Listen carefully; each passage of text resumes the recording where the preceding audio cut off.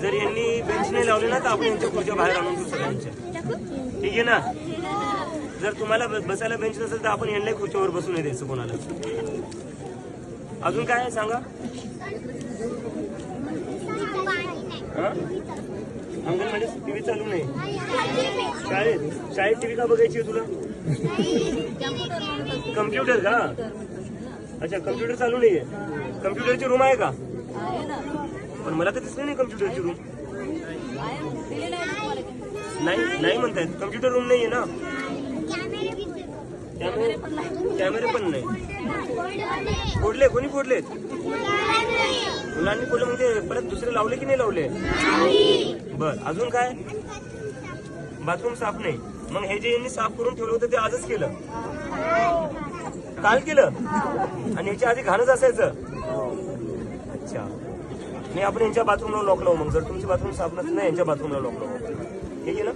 अजून काय समस्या आहेत सांगा. प्यायला पाणी नाही ना. हा नाही तेही करू आपण. बाथरूमात वापरायलाही पाणी नाही. आत्ता झालं हा टाकीत नसतं पाणी. बर अजून सांगा.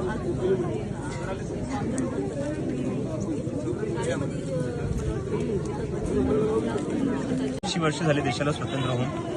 80 वर्षानंतरही देशातल्या गावांची ही अवस्था आहे. माझ्या स्वतःच्या गावाची ही अवस्था आहे. हे बघून थोडं वाईट वाटतं की कुठं ना कुठे हे बदललं गेलं पाहिजे. अजून किती वर्ष हे जे लहान मुलं तुम्हाला माझ्या मागं दिसत आहे त्या लहान मुलांना अजून थांबावं लागेल चांगल्या शाळेसाठी चांगल्या शिक्षणासाठी. कुठं ना कुठे या मुलांच्या ज्या शिक्षणाकडे ते दुर्लक्ष झालेलं आहे. आणि 80 वर्ष ज्या देशाला स्वतंत्र होऊन होत आहे त्या देशात असं नाही झालं पाहिजे. आत्ता नाही हे म्हणजे काही दशकांआधीच ह्या सगळ्या गोष्टी झाल्या पाहिजे होत्या. पण आपण त्यात उशीर केलेला आहे. आणि त्यामुळे आपण बघतो की ग्रामीण भागातले जे मुलं मुली आहेत लहान मुलींचं जे आहे ते 10वी नंतरच लग्न लावून देण्यात येतं. बाकीची 15-16 वर्षाची मुले ते वीटभट्टीच्या कामावर जातात किंवा मग कन्स्ट्रक्शनच्या कामावर जातात. ते कशामुळे जातात. कारण की गावात जी शिक्षणाची अवस्था आहे ती अत्यंत वाईट आहे. त्यांना ऑपॉर्च्युनिटीज भेटत नाही ज्या मोठ्या सिटीमध्ये भेटतात. हेच कुठे ना कुठे आम्ही बदलायला आता आम्ही आमचं स्कूल ठीक करू जे अभियान आहे आंदोलन आहे ते आज गावापासून सुरू करतोय.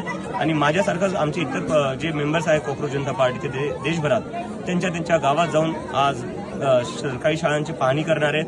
आणि कुठे ना कुठे आम्ही सरपंचांनाही रिक्वेस्ट करणार आहे गावकऱ्यांनाही रिक्वेस्ट करणार आहे की आता आपल्या सगळ्यांना एकत्र येऊन इथं म्हणजे काही राजकीय पक्ष कोणता आहे काय ते बघायची गरज नाही. ते आपण तेच पाहिले इतके वर्ष आपण फक्त कोणाचा राजकीय पक्ष आहे काय विचारधारा आहे याच गोष्टीनं अडकून झालेलो आहे. आणि त्यामुळे कुठे ना कुठे जी आपल्या शिक्षणाची व्यवस्था आहे स्वास्थ्याची व्यवस्था आहे आपल्या गावात ती भेटली